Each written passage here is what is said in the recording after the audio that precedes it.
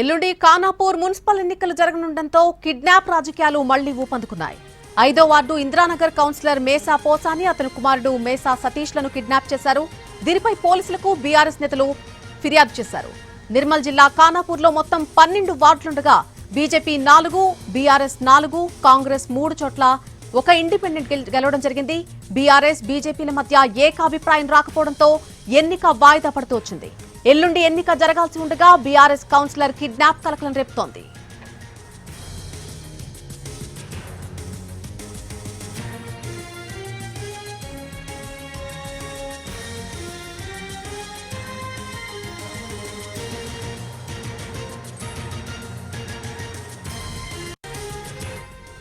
ఎల్లుండి ఖానాపూర్ మున్సిపల్ ఎన్నికలు జరగనుండటంతో కిడ్నాప్ రాజకీయాలు మళ్లీ ఊపందుకున్నాయి.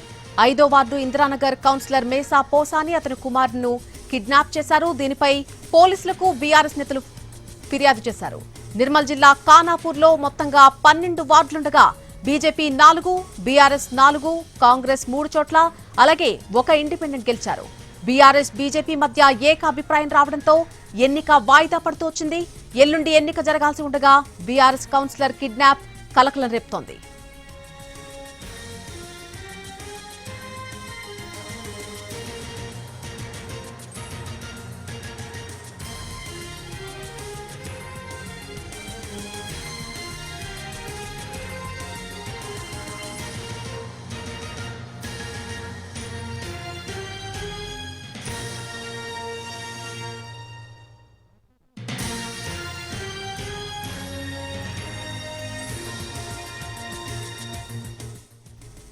ఎల్లుండి ఖానాపూర్ మున్సిపల్ ఎన్నికలు జరగబోతున్నాయి.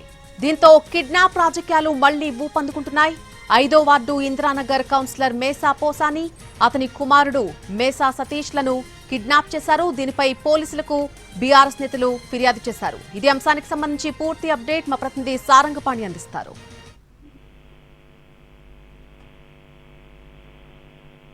సారంగపాణి,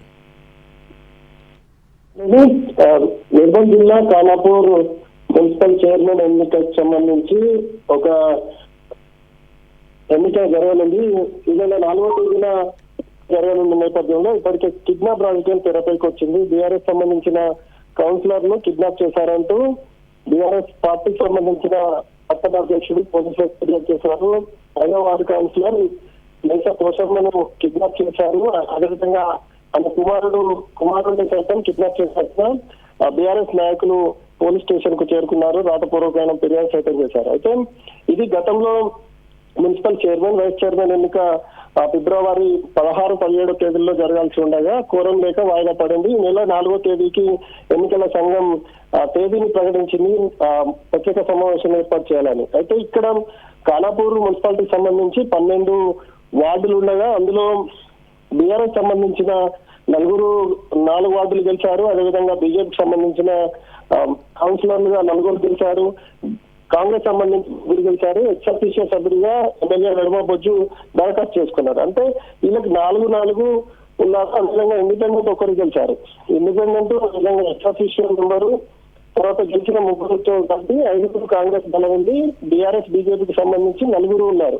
అంటే మ్యాజిక్ ఫిగర్ 7 కావాలి కాబట్టి బీఆర్ఎస్ అయినా లేదా బీజేపీకి సంబంధించిన కౌన్సిలర్ల మద్దతు ఏ పార్టీకి అయినా అవసరం ఉంటుంది. అంటే ఎవరు చైర్మన్, వైస్ చైర్మన్ ఎన్నిక జరగాలన్నా ఇంకో పార్టీకి సంబంధించిన సభ్యుల మద్దతు అనేది అవసరం. ఈ నేపథ్యంలోనే బీఆర్ఎస్ సంబంధించిన కౌన్సిలర్లు కిడ్నాప్ చేశారంటూ బీఆర్ఎస్ నేతలు ఆందోళనకు దిగిన పరిస్థితి పోలీసులు సెల్ఫోన్ రాతపూర్వకంగా ఫిర్యాదు చేశారు. అయితే కాంగ్రెస్ పార్టీకి సంబంధించిన వారు చేశారా లేకపోతే బీజేపీ వాళ్ళకు సంబంధించిన వారు చేశారా అనేది పూర్తి స్థాయి క్లారిటీ అయినప్పటికీ వీళ్ళు మాత్రం తమ కౌన్సిలర్ కిడ్నాప్ చేశారంటూ పోలీసులకు అయితే ఫిర్యాదు చేశారు. దాంట్లో పోలీసులు విచారణ చేపట్టే అవకాశం అయితే కనిపిస్తుంది. కాసేపటి క్రితమే ఫిర్యాదు చేసిన నేపథ్యంలో అంటే మున్సిపల్ ఎన్నికకు సంబంధించి మరో 2 రోజుల్లోనే చైర్మన్, వైస్ చైర్మన్ ఎన్నిక జరగనున్న నేపథ్యంలో ఒక టెన్షన్ వాతావరణం అయితే క్రియేట్ అవుతుందని అయితే చెప్పొచ్చు. Right Sarangapani, thank you.